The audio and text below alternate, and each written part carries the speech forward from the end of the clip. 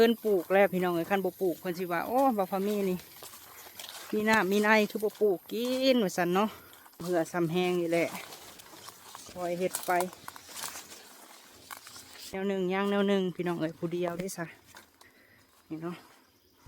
ไม้ที่เฮาแบกออกมายังแบกบ่เบิด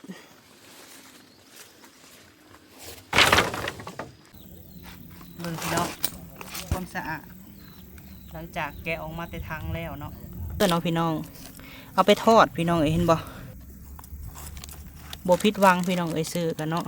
ตักให้เบิ่งพอดีปิ้งพี่น้องพอดีปิ้งพอดีทอดให้แห้งดีพี่น้องปะไว้4-5 ปี10 ปีก็ได้เนาะฝากติดตามเพจบ่าวพามีเนี่ยเด้อพี่น้องเนาะเพจของบ่าวพามีเด้อพี่น้องบ่าวพามีแฟนเพจพี่น้องเอ้ยโดยสิมีข้อมูลอีกอย่างต่างๆเนาะคลิปบ่าวพามีก็อาจจะเฮ็ด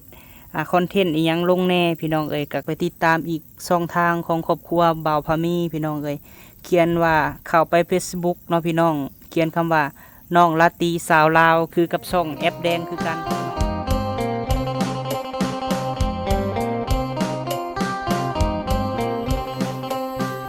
สบายดีเด้อสบายดีสวัสดีพ่อแม่พี่น้องเบิดสุขุสุคนเด้อป้าลุงไอ้เนาะพบพ่อกับบ่าวพามีก็เหือไรไข่ย่อยคือเก่าพี่น้องเอ้ยเนาะวานนี้กับบ่าวพามีบ่ได้ลงคลิปเบิดมือพี่น้องเอ้ย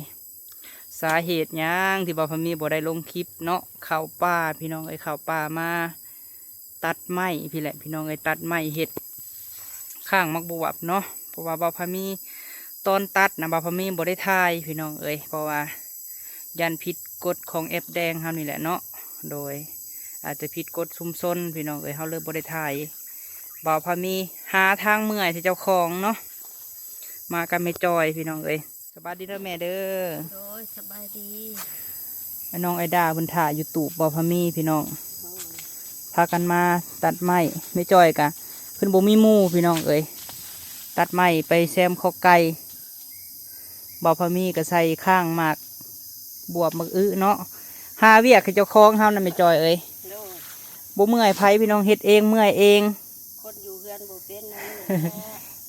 เมื่อยซ้ำเมื่อยตอนนี้พี่น้องเอ้ยต่อไปจักสิเป็นอะไรเนาะ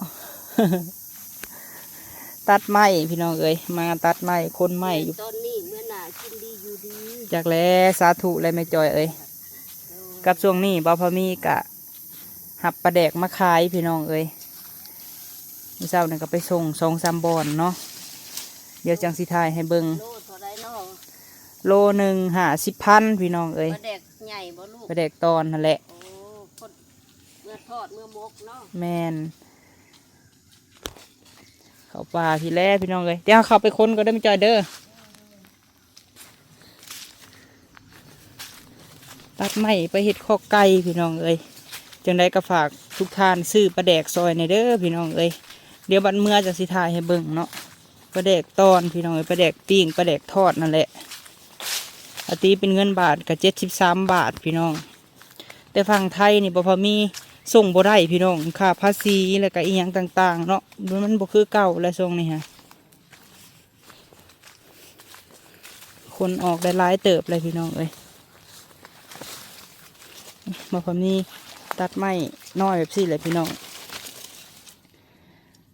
ไปอันแซมใส่ข้างมาบวบพี่น้องเอ้ยปลูกเป็นข้างเนาะ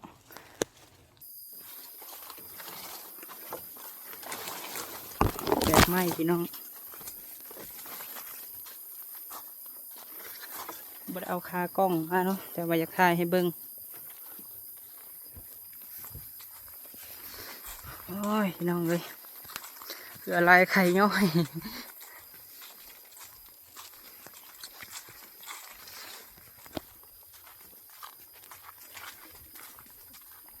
เกือสิเป็นข้างมักบวบพี่น้องเอ้ยมักบวบมากน้ำเต้าเนาะมักน้ำอะไรพี่น้องเอ้ยขึ้นข้างเบิดเลยเพราะว่ากระเทินปลูกแล้วพี่น้องเอ้ยขั้นบ่ปลูกคนสิว่าโอ้บ่พอมีนี่มีน้ำมีในคือบ่ปลูกกินว่าซั่นเนาะพี่น้องเอ้ยปลูกซ้ำเหือซ้ำแห้งนี่แหละคอยเห็ดไปเห็ดแนวหนึ่งย่างแนวหนึ่งพี่น้องเอ้ยผู้เดียวได้ซะนี่เนาะ ไม้ที่เฮาแบกออกมายังแบกบ่เบิดไม้พอดีแซมใส่อันข้างมะอึพี่น้องเอ้ยซื้อตะนางมันก็บ่คือเฮาอันเอาไม้เด้อพี่น้องเอ้ย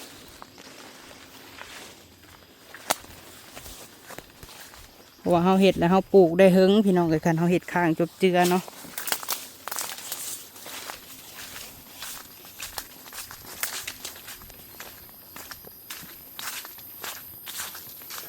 ถ้าว่าเฮ็ดแบบหาแนวมาซักใส่หั่นนะพี่น้อง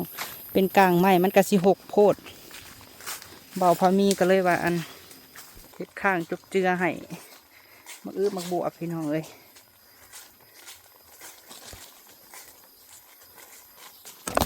ออกไปนี่ก็สิไปส่งปลาแดกอีกพี่น้องขอบคุณหลายๆเนาะที่ซื้อซอยเบาพอมีก็หับมาขายพี่น้องเอ้ยได้กำไรเล็กๆน้อยๆเนาะเก็บหาเก็บซิปพอได้ตื่มกันพี่น้องดีกว่ายูล่าโพสไปเนาะถ่ายอะไรกับโพสลงใน Facebook พี่น้อง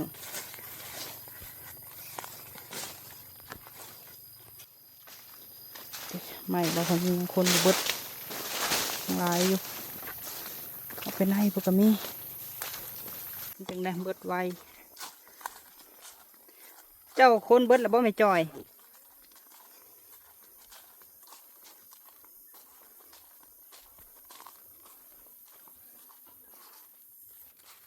คน3 ลำเบิดแล้วทางในย่างบ่เบิดง่ายดอกปลาเฮ็ดปวกได้นี่พี่น้องเอ้ย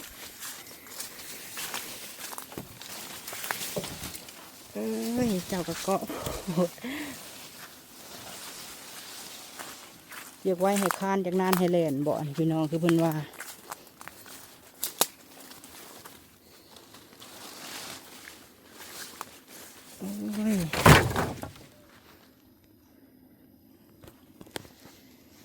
นี่แหละพี่น้องเอ้ยชีวิตนะ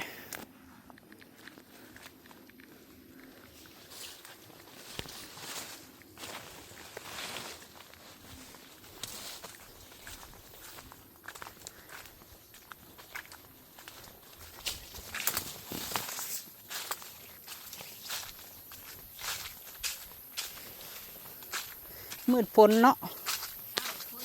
เอาฝนที่ตกเฮ็ดสิออกแล้วบัดนี้ไปอุ้ยเกือบล่มเอาเนาะพี่น้องเนาะตอนนี้บ่าวพามีกะออกมาจากป่าเลยเด้อพี่น้องเอ้ยเนาะนี่พี่น้องเดี๋ยวบ่าวพามีสิให้เบิ่งเนาะปลาแดกของเฮาพี่น้อง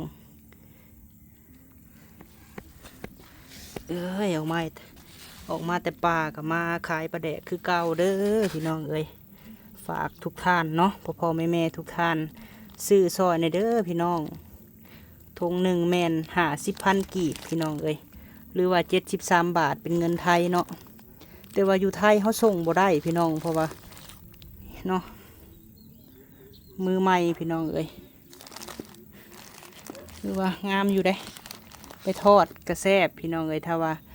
ผู้ใดอยากซื้อให้อยู่ทางลาวเขาก็ได้เด้อพี่น้องเอ้ยเนาะขายเบิดแล7 ถุงพี่น้องเอ้ยขายเบิดแล8 ถุงเนาะพี่น้องเนาะย่างแต่ซ้ำนี่แหละพี่น้องเอ้ยฝากซื้อซอยบ่าวพามีเนี่ยเด้อเนาะผู้ใดที่หรือว่าอยากซื้อให้ลูกหลานอยู่เมืองลาวเฮาผู้ใดที่อยู่ต่างประเทศก็ได้พี่น้องเอ้ยฝากอุดหนุนแน่เนาะเดี๋ยวเขาสิให้เบิ่งอยู่ในจักหน่อยพี่น้องนี่เนาะเดี๋ยวบ่าวพามีตั้งกล้องไว้ก่อนจังไดก็ขอบคุณในหลายเด้อในตู้วีเนาะที่เพิ่นบ่าวพามีก็กินกำไรเล็กๆน้อยๆพี่น้องเอ้ยพอได้ตื่มกัน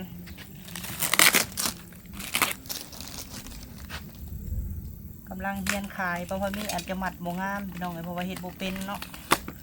แต่ว่าเฮายอมรับกับปลาแดกนี่แซ่บพี่น้องอันปลาแดกเอามาแต่ใต้พุ่นแหละพี่น้องเอ้ยแซ่บเนาะยอมรับอยู่ตัวลายบ่าวพามีสิทอดพี่น้องล่างแล้วก็ใส่น้ำตาลน้อยนึงใส่เป็นนัวพี่น้องเอ้ยใส่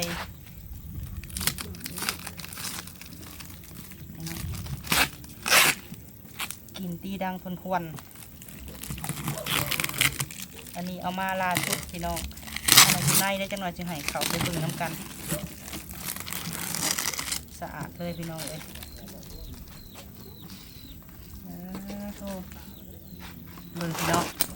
ความสะอาดหลังจากแกะออกมาแต่ทางแล้วเนาะมีถุงยางคักแน่พี่น้องเอ้ย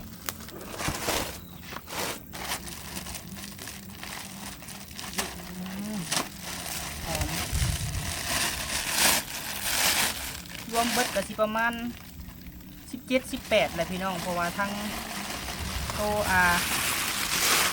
เกลือน้ำเกลือยางกระเซ้าหั่นนะป้าพี่น้องเลยงามอีหลีเนาะมาเบิ่งน้ำกันพี่น้องเห็นบอกงามคักเดี๋ยวพอมีสิเอาแนวมาขีบให้เบิ่งก่อนเนาะพี่น้องเนาะจังไดก็ฝากซื้อซอยในเด้อพี่น้องเอ้ยเบิ่งนี่ทาง1 แมน750,000เนาะพี่น้องเนาะขายหยกทางนี่แหละสนใจก็ทักมาเด้อเนาะพี่น้องเอาไปทอดพี่น้องเห็นบ่อาจจะมีอันนี้อยู่ได้นี่ตอนแบบงามขนาดพี่น้องนี่เกลือเป็นคักเนาะนี่บ่ผิดหวังพี่น้องซื้อกันเนาะตักให้เบิ่งเลยปลาตะเพียนพี่น้องนี่เนาะอันนี้บ่าวพามีบ่ท่านหายพี่น้องคล้ายตัวเก่าเบิดก่อนยังเหลือ8 ถุง7-8 ถุงนี่แหละงามแฮงอันนี้หันใครสนใจก็ทักมาเด้อพ่อแม่เนาะมือใหม่พี่น้องขายมือใหม่ก็เฮียนขายก็ขายแนวมีกินแต่ว่าโบเมนได้พี่น้องเนาะหอมได้หอมแบบกับปกติของปลาแดกอะไรพี่น้องแต่ว่ามันโบเมนนะเห็นบ่ปูใหญ่ได้นี่พอดีปิ้งพี่น้องพอดีปิ้งพอดีทอดนี่ผู้ขายก็กินตลอดพี่น้องเอ้ยให้เบิ่งเลยเพิ่นว่าอยากให้มันเป็นคักๆนี่ต้องใส่เปลือกมังนัดพี่น้องปะไว้เท่าไรแห้งดีพี่น้องปะไว้4-5 ปี10 ปีก็ได้เนาะปลาแดกนี่แซ่บรับประกันเลยพี่น้องเอ้ยเบิ่งจากสีเนาะจากเนื้อนี่เพราะว่าเฮาสั่งมากินเฮาแซ่บแล้วเฮาเลยอยากขายพี่น้องเอ้ยบ่าวพามีสิให้เบิ่งรถเนาะตรงปกบ่จกตาพี่น้องนี่เห็นบ่งาม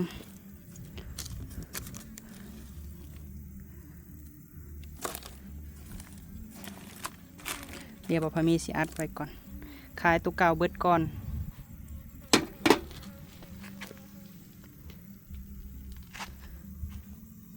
อันนี้แมนเขาใส่ถุงยางไว้แล้วพี่น้องเอ้ยเตรียมส่งให้ลูกค้าเนาะเขตสวรรค์นี่เขาส่งให้ได้เด้อพี่น้องเอ้ยเอาลายกะถุง50คือกันเพราะว่าบ่พอมีก็กินกำไรหน่อยเดียวพี่น้องเอ้ย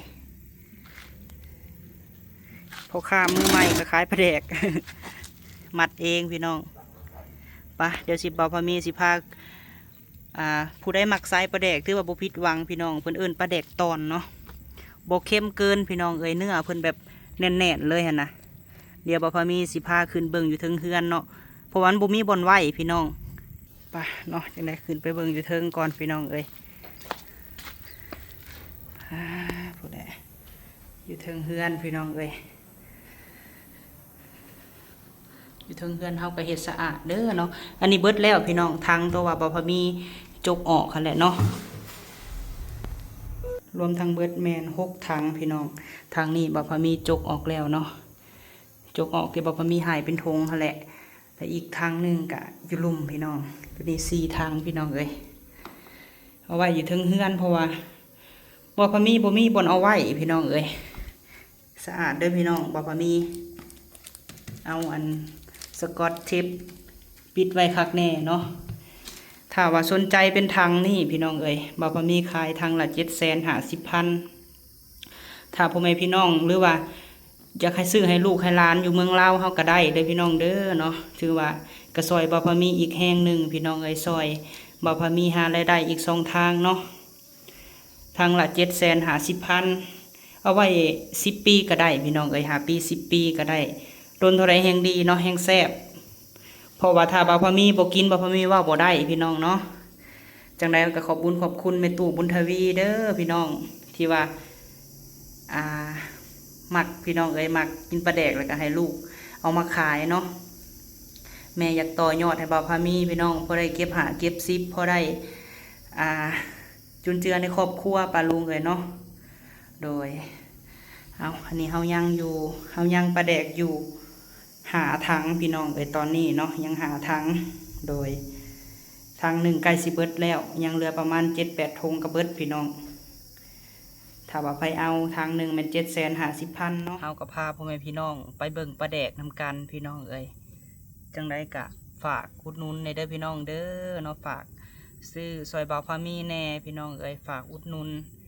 บ่าวพามีกับบ่มียังขายพี่น้องเอ้ยเฮ็ดไปพอได้กำไร10-20,000เนาะพี่น้องเนาะ50-100,000ก็พอได้จุนเจือครอบครัวพี่น้องเพราะว่าบ่าวพามีกะ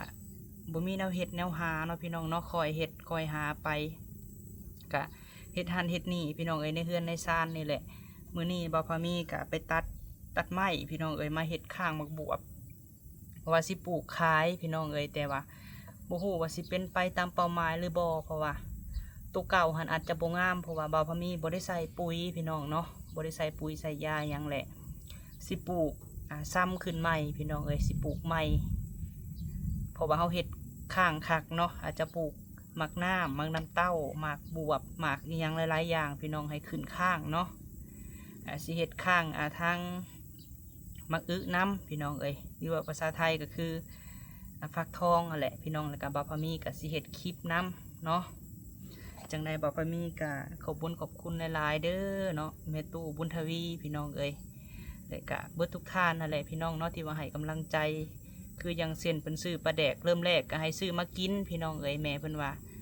ถ้าว่าพอขายเฮากับแบ่งขายน้ำมาพี่น้องเนาะแล้วบ่าวพามีกะ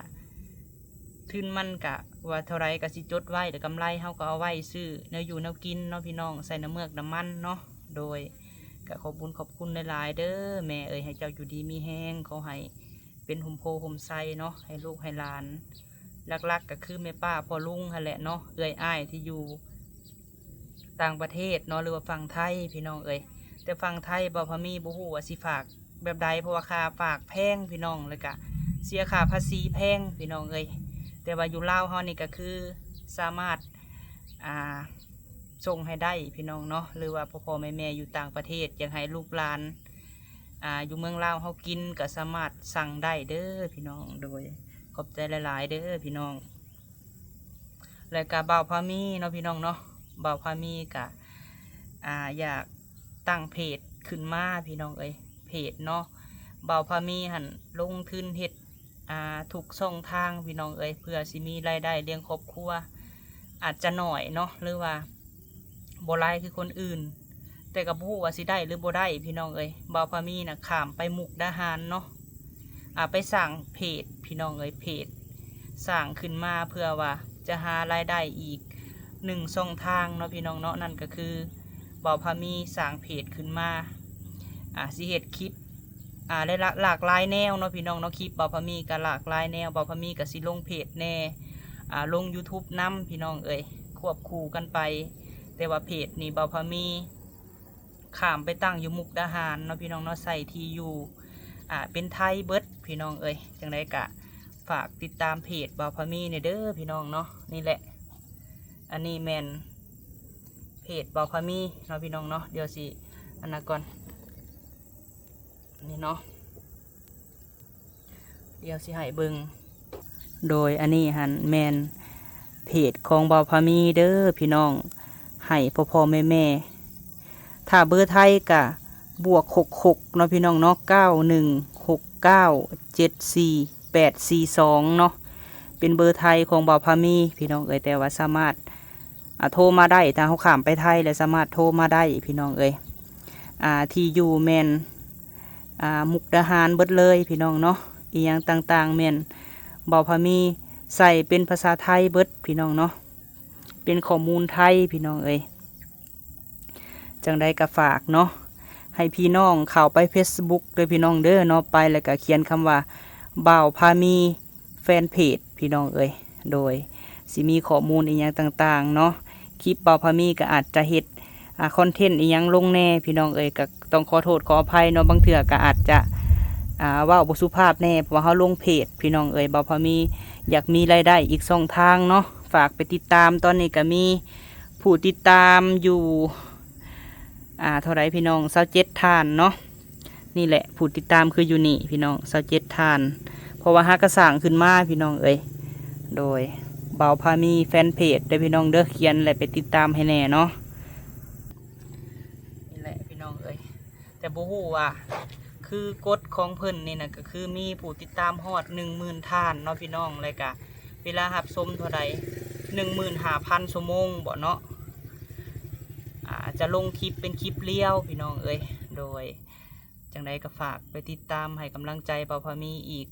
1 ช่องทางเด้อพี่น้องเอ้ยโดยบ่าวพามีก็จนลงทุนข้ามไปสมัครอยู่มุกพี่น้องเอ้ยเพราะว่าอยู่ลาวเฮาบ่สามารถสร้างเพจได้เนาะถ้าว่าพ่อแม่ทุกท่านฮักแพงบ่าวพามีพี่น้องเอ้ยอยากติดตามอีกช่องทางคือติดตามทั้งช่องเพจนี่หรือว่าแอปฟ้านี่ก็จะสะดวกสบายขึ้นได้พี่น้องเพราะว่าเขาสามารถติดต่อหากันได้เนาะแต่ว่าทางแอปแดงหรือว่า YouTube นี่หันเฮาบ่สามารถโทรและเฮาบ่สามารถส่งคลิปเสียงหากันพี่น้องเอ้ยแต่บ่าวพามีก็สิเอาลงทางแอปแดงแน่แล้วก็ทางเป็นเพจนำเนาะพี่น้องเนาะแล้วก็ฝากติดตามช่องน้องลาตีแน่เด้อพี่น้องเนาะเดี๋ยวสิคนซื้อนี่ให้เบิ่งก่อนบางเทื่อเฮาก็อาจจะว่าจ้าบ่สุภาพแน่เนาะพี่น้องทางแอปฟ้าเฮานี่เพราะว่ามันเป็นคอนเทนต์พี่น้องเอ้ยเนาะคอนเทนต์เดี๋ยวบ่าวพามีสิเขียนให้เบิ่งก่อนน้องลาตีสาวลาวพี่น้องเอ้ยน้องลาตีเพิ่นมีผู้ติดตามหลายกว่าบ่าวพามีเนาะนี่อันนี้แม่น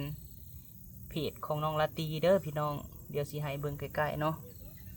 นี่แมนของสาวลาตีเนาะพี่น้องผู้ติดตามแมน225ทานแล้วเนาะฝากไปติดตามอีกช่องทางของครอบครัวบ่าวพามีพี่น้องเลยเขียนว่าเข้าไป Facebook เนาะพี่น้องเขียนคำว่าน้องลาตีสาวลาวคือกับช่องแอปแดงคือกันเนาะแล้วก็ติดตามพี่น้องเพิ่นสิเอาลงวิถีชีวิตเนาะโดยฝากไปติดตามซุมเฮาเด้อพี่น้องนี่เนาะเดี๋ยวบ่าวพามีสิเอาขึ้นจอให้เนาะช่องน้องลาตีสาวลาวแล้วก็บ่าวพามีแฟนเพจพี่น้องเอ้ยเนาะทั้ง2 ช่องทางฝากติดตามให้กำลังใจบ่าวพามีเนาะช่วงนี้บ่าวพามีกับบ่ได้ไปทางใดพี่น้องเอ้ยเพราะว่าคือพี่คือน้องหู้เนาะการไปซอยเรือพี่น้องเอ้ยเฮาต้องมีงบหรือว่าเฮาต้องมีต้นทุนพี่น้องเอ้ยต้องมีทุนเนาะว่าง่ายๆก็คือเงินอะไรพี่น้องต้องมีเงินแล้วจังไปถ่ายคลิปทางอื่นได้พี่น้องเอ้ยคือเฮาไปถ่ายผู้ทุกข์ผู้ยากเขาต้องเอาให้เพิ่นพี่น้องเนาะหลังจากว่าถ่ายคลิปแล้วเฮาก็ต้องมีน้ำใจให้เพิ่น5,000 10,000เนาะพี่น้องเนาะ50 100,000ก็ต้องยื่นให้เพิ่นแต่ว่าคือพี่คือน้องหู้แหละบ่าวพามีหันช่วงนี้ก็เฮ็ดเฮือนพี่น้องเอ้ยก็มีภาระหลายพุ่นแหละเนาะเอาไว้บุญค่ำน้ำสู้พี่น้องก็อยู่ดีมีแหงเฮือนซานบ่าวพามีแล้วบ่าวพามีก็ยังสิไปถ่ายคลิปทางนอกเพราะว่าตอนนี้หันหยุดซะก่อนพี่น้องเอ้ยถ้าว่ามีพ่อแม่อยากให้เบิ่งเวียกเบิ่งงานเนาะพี่น้องช่วงนี้ก็คือเฮือนไม่บิ่งพี่น้องเอ้ยบ่าวพามีก็ยังเบิ่งอยู่เมื่อก่อนหันกะไปซื้อวงกบมาเนาะพี่น้องยังถ่าไปสร้างพี่น้องเอ้ยสร้างเพิ่นมามือใดบ่าวพามีกับพร้อมสิไปถ่ายคลิปให้แม่เพิ่นเบิ่งเนาะอย่างไรก็ขอบคุณหลายๆเด้อเนาะทางแม่บิ่งพอเพชรอยู่ทางรัฐมินิโซตาพุ่นแหละพี่น้องเอ้ยทางต่างประเทศทางอเมริกาพุ่นแหละเนาะก็ขอให้พ่อกับแม่อยู่ดีมีแฮงเด้อแม่เอ้ยขอให้เป็นโฮมโพโฮมไซให้ลูกให้หลานที่ลืมบ่ได้กะทางแม่ตู้บุญทวีเนาะพร้อมด้วยแม่พันธุ์นั่นแหละเนาะแม่พันธุ์แม่ตู้วีกะขอบคุณที่ว่าแนะนำลูกเนาะให้ทำมาค้าขายก็ขอให้แม่อยู่ดีมีแฮงเด้อแม่บุญทวีเนาะขอให้เป็นโฮมโพโฮมไซให้ลูกให้หลาน พร้อมด้วยแม่พันธุ์พี่น้องเอ้ยแล้วก็ลืมบ่ได้อีกทานก็คือแม่เรื่องเนาะเพิ่นได้ซอยบ่พอมีประมาณ4-5 มื้อก่อนหั่นพี่น้องเอ้ยให้$100พี่น้องเอ้ยก็ได้อยู่2 ล้านกว่าบ่พอมีก็ได้ซื้อซีทั้งหนึ่งเนาะก็ขอบคุญขอบคุณหลายๆเด้อแม่เรื่องเนาะถ้าแม่รัดเบิ่งก็ขอบคุญขอบคุณแม่รัดพร้อมที่เคยซอยลูกผ่านมาเนาะแล้วก็ขอบคุญขอบคุณทุกท่านและพี่น้องเอ้ยที่ให้กำลังใจมาตลอดเนาะก็ขอให้อยู่ดีมีแห้งเป็นห่มโพห่มไซให้ลูกให้หลานเด้อแม่เอ้ยถ้าอยากให้ฟันลูกเป็นจริงเนาะก็คือเบิ่งคลิปให้แล้วก็คอมเมนต์เนาะพี่น้องบ่ขอแต่ว่าซอยเงินซอยหยังดอกพี่น้องเอ้ยซอยเบิ่งคลิปให้ก็ดีใจแล้วพี่น้องเอ้ยขอบบุญขอบคุณเนาะโดยนั่นแหละคือบ่พอมีได้แจ้งไปแล้วพี่น้องเอ้ยการเฮาไปทางนอกหรือว่าออกจากบ้านเฮาไป30-50 กิโลเฮาก็ต้องมีค่าใช้จ่ายเพิ่มพี่น้องเอ้ยคือช่วงนี้หันเป็นช่วงฤดูฝนบ่พอมีก็เฮ็ดหันเฮ็ดนี่ก็ลงไปพี่น้องเอ้ยบ่ว่าจะเป็นพิธีชีวิตแน่อีหยังแน่เนาะก็ลงไปหลักๆก็ฝากติดตามช่องเพจบ่พอมีแน่เนาะพี่น้องเนาะแล้วก็น้องละตีนำด้วยพี่น้องเด้อเนาะปะจังได้มื้อนี้ก็มาขายทั้งปลาแดกพี่น้องเอ้ยมาบอกข่าวดีเรื่องเพจพร้อมเนาะพี่น้องเนาะจังได้ก็ฝากอุดหนุนปลาแดกในเด้อเนาะถ้าว่าพี่น้องอยู่ไทยอยากซื้อแจกยายให้ยูทูบเบอร์บอหรือว่าอีหยังบอเนาะพี่น้องทง1 73 บาทพี่น้องเนาะโล1 73 บาทหรือว่าเป็นเงินกีบเฮาแมนโล1 50,000พี่น้องเอ้ยครึ่งโลนะ25,000เนาะฝากอุดหนุนในเด้อพี่น้องเนาะปะจังได้คลิปนี้สิได้จบคลิปก่อนพี่น้องเอ้ยย่ำว่าปลาแดกบ่พอมีปลาแดกตอนนี่พี่น้องป้าไว้5 ปี10 ปีก็แห้งแซ่บเนาะพี่น้องเนาะกล้าหับประกันเลยเพราะว่าบ่พอมีเป็นคนมักกินแจวกินปลาแดกพี่น้องเอ้ยโดยปะจังได้คลิปนี้ไปแล้วพี่น้องเอ้ยเนาะสบายดีเด้อพี่น้องเด้อ